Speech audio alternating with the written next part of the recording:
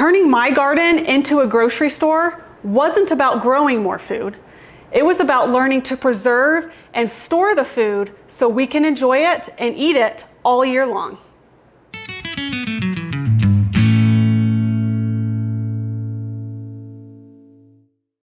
Hey Provident gardeners, and welcome back. I am Amanda. And I'm Kylene, and today we are thrilled because we have an exciting topic for you. It's all about how to turn your garden into a year-round grocery store. And we've got 9 different methods that we use to be able to do that, and we're excited to share that with you today. But first, we want to thank Michelle from Big Valley Living for inviting us to participate in the 30 Days of Preparedness. Please, we will leave a link to that playlist. Go check it out, because all of us this month, our goal is to work on being a little bit more prepared than we were last month. There's always something else to learn. There is always something else to learn.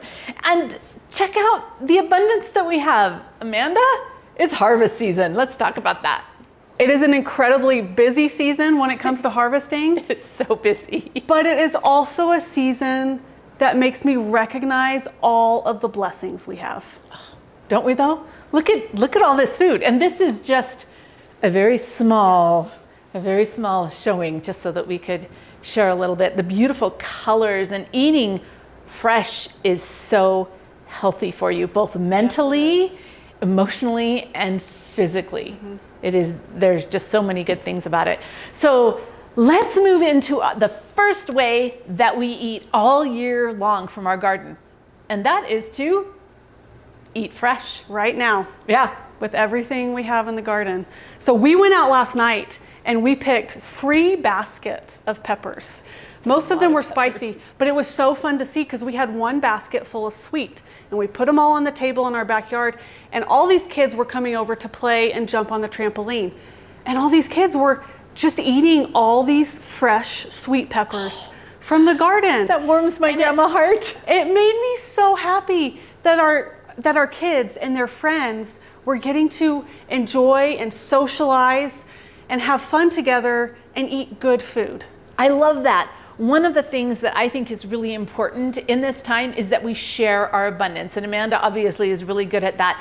But there are so many different ways that we can share, not only with those in need, but just those that we love. And like, if I were to bring you this beautiful bowl of blackberries, would you feel loved? Would that be so awesome? We would say, oh yes, please. Yes, you can bring more. Eat fresh and make sure that you are sharing your abundance. Swap with other people. Sometimes we're really good at growing one thing, but we can't grow another. So I'd encourage you to trade, to swap. I think we both, or any gardener, has plenty of experience with struggling to eat fresh. I have a basket of bush beans on my table right now. It's past. We can't eat them fresh anymore. I can save them dry and save the seed to plant next year. But it's always sad to me when I let some of my fresh garden produce go to waste. But keep watching, because we're going to help with that. And not only that, but really there is no waste. As long as we're composting it and it goes back into the soil, it's just fine. So you can give yourself a little bit of permission to just be okay with that.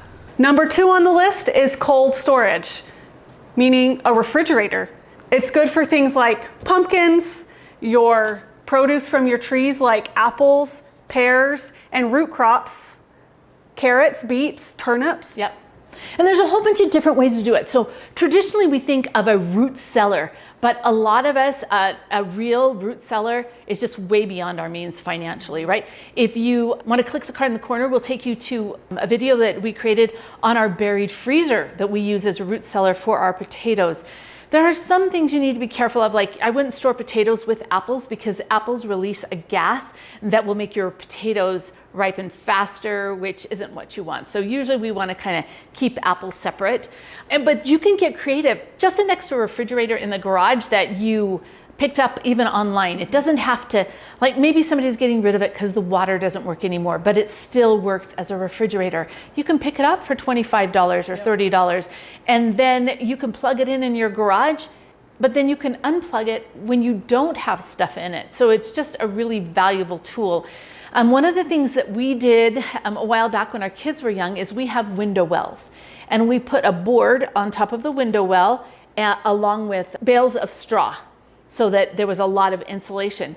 And then we had the milk jugs or the milk crates, and we put our fruits and vegetables in the, well, actually it was mostly winter squash and things like that. And we just put them through the window in those crates, and that's how we stored that, because we didn't have, our house isn't really big. We don't have a lot of room to do that. And that worked really well, but you could totally do it in a basement. I have a friend who stores all of his potatoes in a shed. And what he does is he puts the tarp down, just dumps all his potatoes on it, puts a tarp over them, and then he leaves the window cracked in his shed that lets enough cold air, but it doesn't freeze in there. And that's how he stores his potatoes all winter long. So get creative. But the thing that's so great about cold storage is that you don't do much of anything. Oh, okay, the pumpkin you'd probably want to wash, make sure it doesn't have any dirt on it. And you only want to select the best, because you know the saying, one bad apple spoils the bunch. You want to make sure that you save the very best for cold storage. But other than that, it's super easy. Number 3 is freezing, and it is so versatile. And if you think, well, I have no idea what I would freeze, you can look at YouTube for ideas. There's a wonderful book out there that I happen to have on my wish list, all about freezing your produce. We'll put a link to that in the description. But one of our things that we freeze and make every year is our own freezer jam. Here we have apricot and strawberry, but we never buy jam from the store because we always make freezer jam. Another thing that I have forced myself into this year is freezing my zucchini. As you can tell, this is not the typical size of a zucchini you might cut up and cook and eat for lunch. Wonder how that happens. Have you ever experienced that? But I want to grate or shred these up and try freezing them this year to use in soups and muffins and baking all throughout the winter. I have to tell you a really cute story. So I had just called Amanda to say, hey, I'm at Walmart. Is there anything that you need? And she asked her daughter, who loves to bake, and she said, can you have grandma pick up a zucchini for me? I want to make zucchini bread. And I'm like, she wants to buy zucchini. Our zucchini hadn't come on yet, but I have a whole box. If I freeze it, then come, what was it, like May or something? She can pull some out of the freezer. She can have her zucchini. I thought that was hilarious. So I love the freezer jam, but I do mine very differently, because especially when Ben was still living at home, Ben doesn't eat any sugar. And so I was able to make freezer jam that had apple juice concentrate in it as a sweetener. And it was absolutely delicious. And yet it made it so he had freezer jam to eat. I want to point out, freezing, you have a lot more, what's the word, flexibility. Yes. With what you can do to change a recipe. So with our freezer jam, we cut out probably like at least a third or more of the sugar.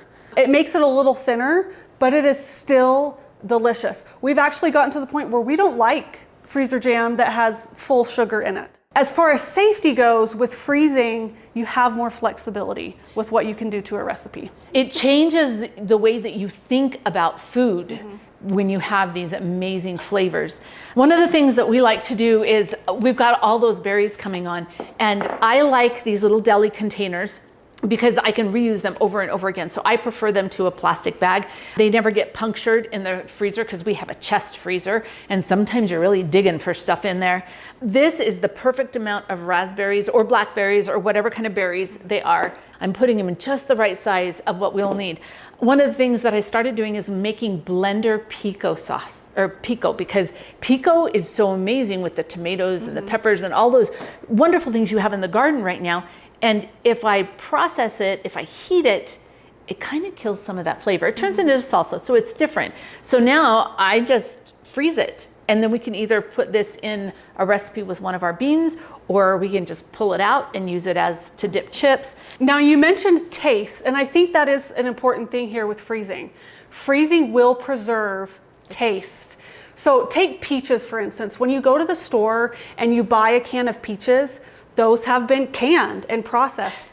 and they they're don't not the taste same. anything like a fresh peach. They don't. What we've done when we had a tree full of peaches and there's no way we could eat them all, my husband cut them up and froze them to use in smoothies, and they still tasted like fresh peaches. One of the other things, I have this amazing veggie sauce that I make. It's a vegetable marinara sauce that is to die for. So good. Delicious. But it has all kinds of things like zucchini in it. In order to preserve that, I just put it in these, and then I can pull it out, and then you just boil your pasta and you heat this up and you dump it on there, and you've got this amazing food. And the flavor, just the flavors, freezing does change the texture. And so you need to kind of look out for that. But you will eat so differently, even if the only preservation method that you are using is freezing. Now, it is important to point out, we're all preppers. And concern with prepping is power. Yeah. What do you do with your freezer when the power goes out? That is a concern. And so that is a downside of freezing. Number 4 is the most common method that you might think of, and that's water bath canning. It's been used for a really long time, and it's effective. The 2 crops we always prioritize in our garden every year are peppers and tomatoes. And that's because we use them to make and water bath can our own salsa. But I think the most we've canned in a year is over 200 pints before. In the last 3 to 4 years, I think I could count on one hand the number of times we have bought salsa from the store. This stuff is so much better, and we are enjoying the bounty from our garden all year long. Water bath canning is also a great way to make shelf-stable jams, and that's an important piece, right? We want to make sure that we do have some shelf-stable products that we can use all year long. So if you like that, I know when our apples come on, a lot of times John and I will be canning crazy amounts of applesauce because we love our applesauce, and we like to kind of like mix it up. And some of it we'll put blueberries in, or some raspberries, or some of it I'll just put cinnamon. We never add any sugar to it. The combination of like the different kinds of apples that we have, we just use them all in one, and it is amazing. Yes. And then you taste something that you bought from the store, you're like, It's just not what the same. is this? No. It's not Well, the same. and I love what you said about combining different varieties. Yeah. The best salsa we always get is from combining lots of different varieties of tomatoes and lots of different varieties of peppers to really give you that flavor. You really can have the garden taste in your home grocery store all year round. But one of the little caveats that we just have to mention here is you need to make sure that you stick with approved recipes. No rogue canning, because you can have some very serious safety issues. Yes. And we do all this because we love our family and we want to keep them safe. So just make sure that the recipes you use are approved. If you have any question about that, contact your local extension office and they can steer you in the right direction. There are so many resources out there, like you said, the extension office. We both have this book about canning. Yeah. How closely do you have to follow the recipes? You really have to do it exactly. You really do. And you'll hear people tell you that they can this, even though they say, people will tell you not to, and they're not dead yet. Well, you know what? I'm not willing to risk any of that. And I'm also really careful when other people can things. A lot of times, if I don't know them really well, I'm really hesitant in eating what they can't. I have no issue eating anything that Amanda has canned. Yes. But you've just got to be really careful. It's not ultimately, yes, we love experimenting in the garden with growing things and trying different things. But when it comes to stuff like this, the health and the safety of your family needs to be top priority. And so that's a really good time to move right into number 5, which is pressure canning, because we're going to water bath items that are high acid, okay? But those items like meats or green beans or corn that are low acid, you have to pressure can. And those are the ones that are at risk for botulism. So we just have to be really careful. If you follow the recipes, if you do it correctly, you're safe. Yeah. Pressure canning can be incredibly valuable, especially for making things like soups or stews or ready to eat meals. Easy meals. Yeah. And if you're not sure about the difference between water bath canning and pressure canning, Water bath canning is you just have this big pot full of water and you bring it to a boil and you use that hot water to sterilize it. To sterilize it and can it. Pressure canning, we use the same pot for both, but we have the big pot, then comes in that special lid. And it has, I remember from when I was a kid, I'd wake up in the morning and hear my mom, and I knew she was canning because I'd hear that little rocker going crazy on there. You know, people are really afraid about like it exploding. And really everything is so safe now that you don't have to worry about that. You just have to make sure that you follow the guidelines. And then you've opened a whole nother world of shelf-stable foods that you can take what was in your garden and in January be enjoying it. Sometimes I'm like, well, I don't ever pressure can. What would I pressure can? And that's where stuff like this can be a really good resource, or other YouTube videos. Be careful. You might go down a rabbit hole. But like, I might look through this book, I might find a recipe like, I would love to try this. I'm gonna grow these things in my garden next year, and I wanna try pressure canning that. Or you've got a ton of cucumbers and you're gonna flip through and you're gonna say, what other things can I make? Because, you know, they're diet fatigue. I know people say it's not real. The only thing I've never experienced diet fatigue with is chocolate. Other than that, sometimes how do we pressure can chocolate? I don't know that we can. I think we just need to eat it fresh and continually. Yes. Yeah. For number 6, we have air drying, and that includes things like your herbs, seeds, and greens. Now, air drying is probably the least expensive way to preserve food, because all I do is I have little bags. The bags have a lot of airflow through them. They're kind of like what you would wash your delicates in. And it's on my front porch. And the reason I have it there is because it's in the shade. Anything you're air drying, you don't want direct sun on it, but this is in the shade and it gets plenty of airflow, thus air drying, right? And you can do it different ways, but I have found this to be the most effective. All I do is I pull off all these leaves. Well, I wash it, pull off all the leaves, and then I put it in the bag and I just clip it out there. And then a week or 2 later, I come and I scrunch it up, put it in my jar, and I have dried basil that is so amazing and so fresh. And so I do that with my herbs. I do that with a lot of the greens, things like Swiss chard or kale or anything like that does really well air drying. That's how I do my seeds. So this morning, I just finished fermenting some of the seeds from my apricot zebra tomatoes, my favorite tomatoes. And so I fermented them and then I rinsed them and I just put them in this little tiny muslin bag, labeled it, and hung it out there. And then whenever I get around to it, they'll be ready for me to label and put into a little envelope for next year. Now, how does air drying preserve like the flavor and the smell? Because this smells It smells so good. It's very gentle, because sometimes if you put it in a dehydrator, you'll do it a little bit too hot. And that air just lets it just slowly, without mold, right? Because if you're in it, if I were just to put this like in one of the rooms of my house where there's no airflow, it could dry, but you really risk mold. So that air is huge. You want that air movement.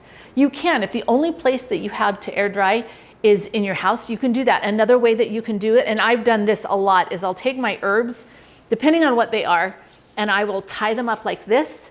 And I do it over my wood burning stove over there because I've got a rack, and I will just let them air dry here, just like this. Now, if I have an herb that I'm going to have the seeds falling off of it, then I put it in some type of a bag so that a brown paper bag works well, but those other, like the laundry bags that have that great airflow, will catch all those seeds so that we don't lose them.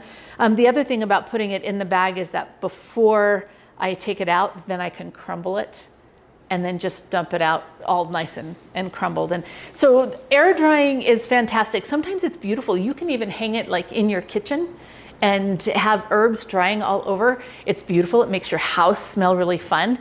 And so, yeah, air drying, do it. Can't you just tell the amazing wisdom and experience that Kylene has? Or the obsession that like, I love this. This is what I love.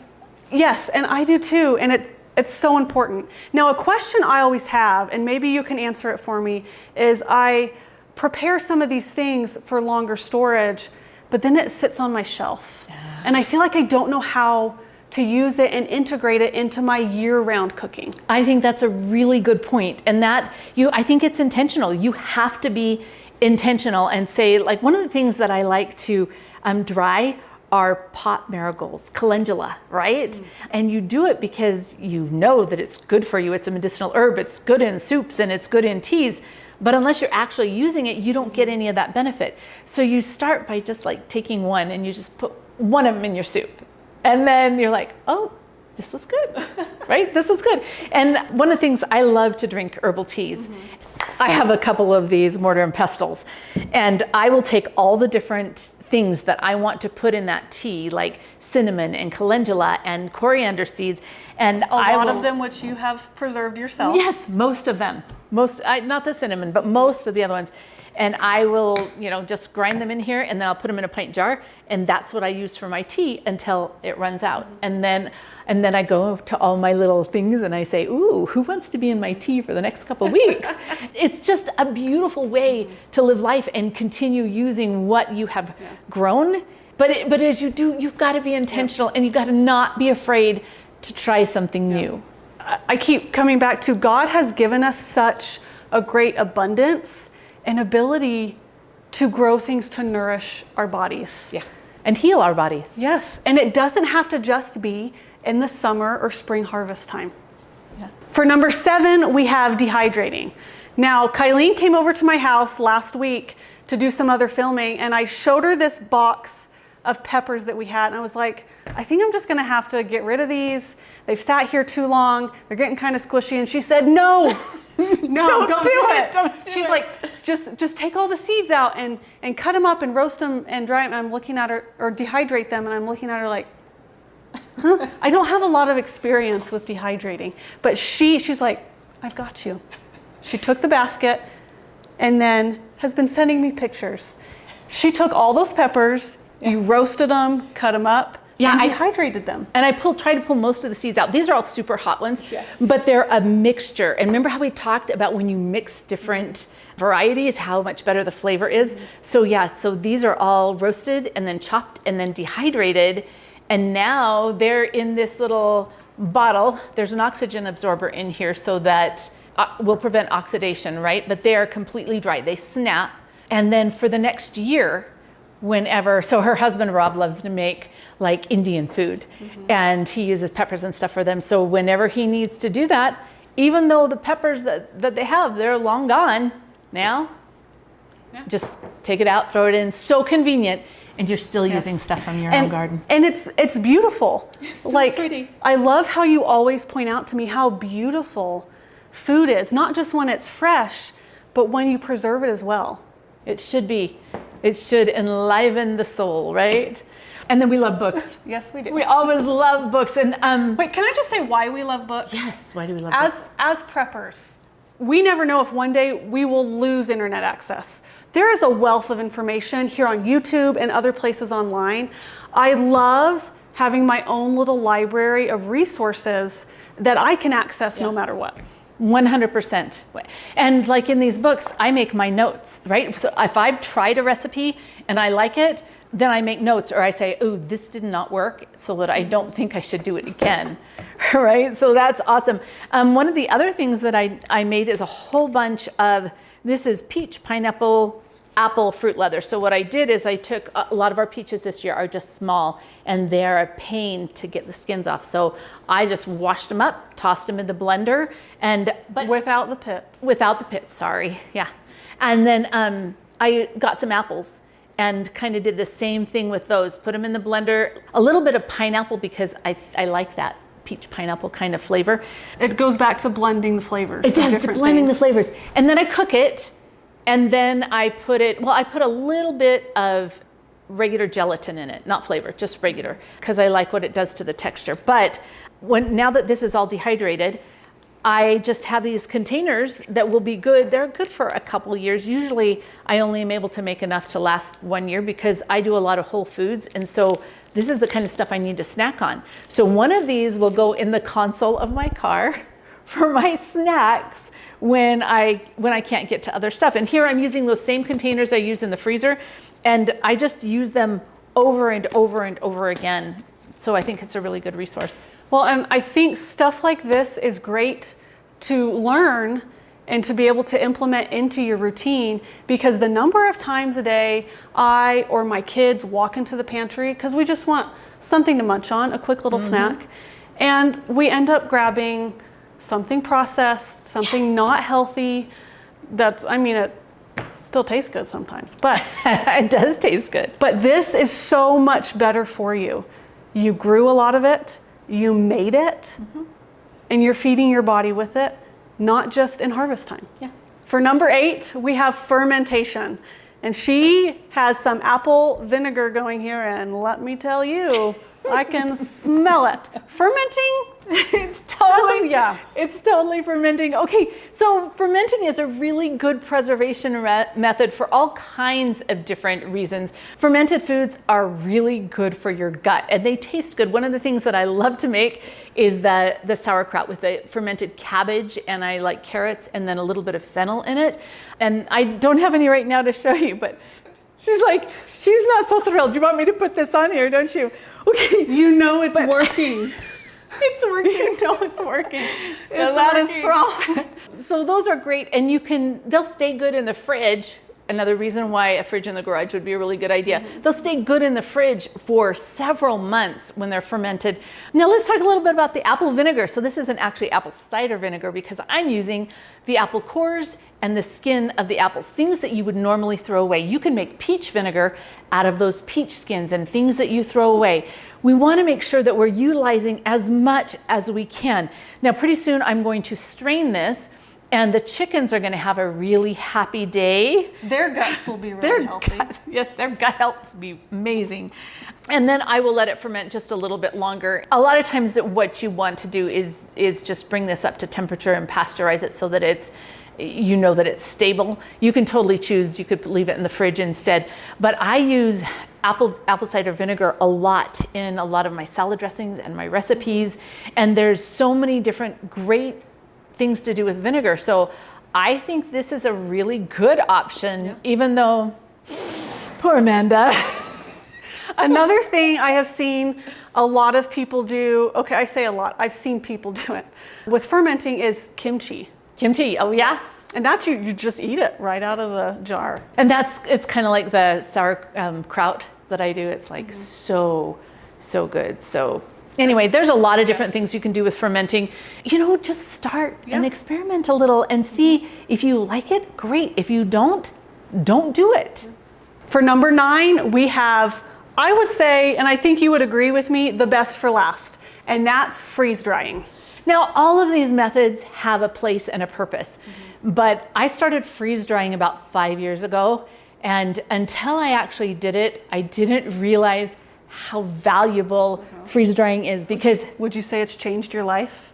Yeah, actually, it totally has changed my life, because like these raspberries, I just pick them, I give them a good rinse, and then I dump them on the freeze dryer trays and slide them in the freeze dryer.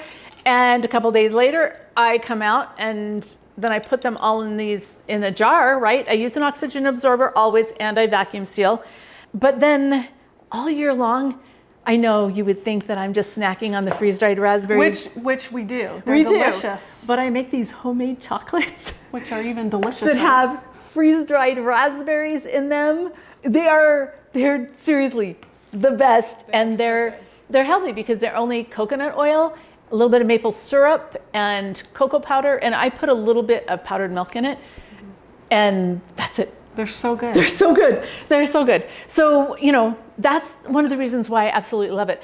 Amanda keeps asking me, do you want some more zucchini? Do you want some more zucchini? And I'm like, remember how we talked about zucchini earlier? I'm failing at growing zucchini. The bugs won. And so I've thrown up my hands and I'm just like, okay, whatever.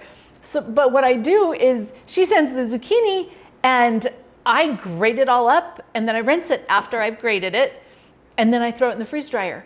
And then it comes out like this. I can throw it in my soups. I can make it into any kind of baked good that I want. And I can, the possibilities are endless. In fact, if I'm making my marinara sauce during the wintertime, that's how I throw zucchini into it. And so it doesn't go to waste. All these things that people are wasting, I'm like, oh no, I know how to use them.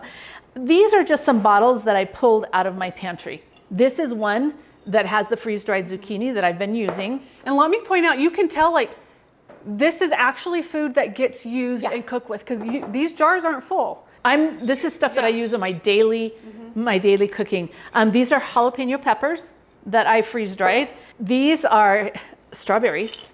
These are for snacking, actually. And these are freeze-dried carrots. Now, I don't always do carrots freeze-dried because a lot of times I think the best method is actually just fresh, and I overwinter them in the garden, but sometimes I need to bridge the gap, so I will freeze-dry some of them.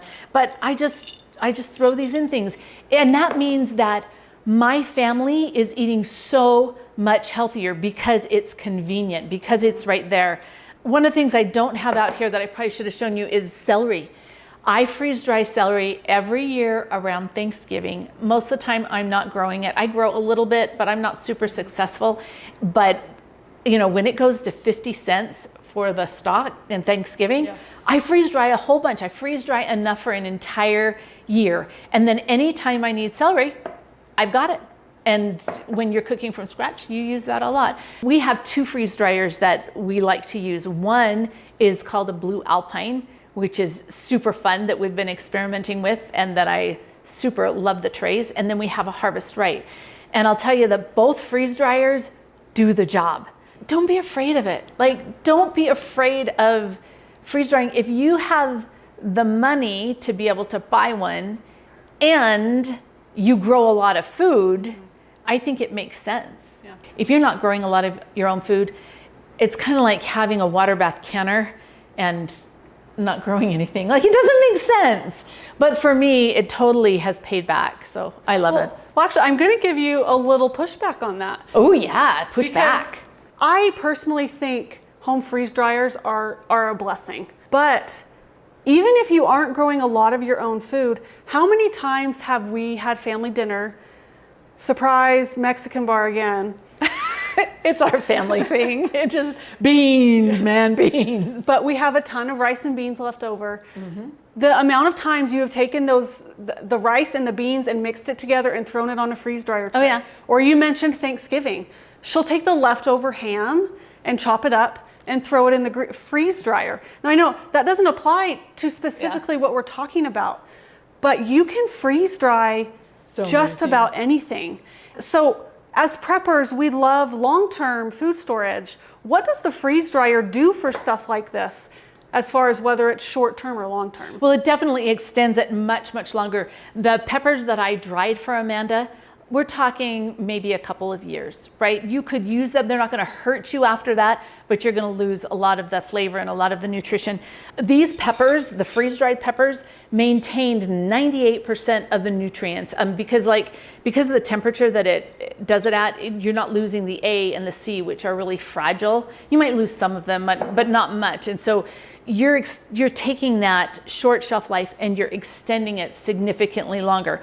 What you have to decide is if it's worth it. Yeah. All food is best if you use it and rotate through it. I really believe that. I have to tell you a little bit story about the ham. So one of her kids, he's so cute.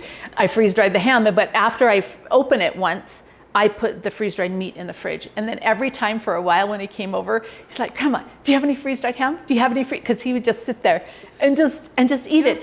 And isn't that beautiful? Because that's something that could have totally gone to waste, but because we're being frugal with it, we can just continue to eat it, and it blesses our lives. And so many things that you wouldn't think of just eating freeze-dried. Like, we think of like the bananas and the strawberries and the raspberries. Yeah, we'll eat those as snacks, but like, the green beans? Green beans. Corn. You've done corn. Yeah. Corn. I love just eating the freeze-dried corn. And ham. I never would have thought just eating freeze-dried ham, but it was actually good. It is good. Yeah. It is really good.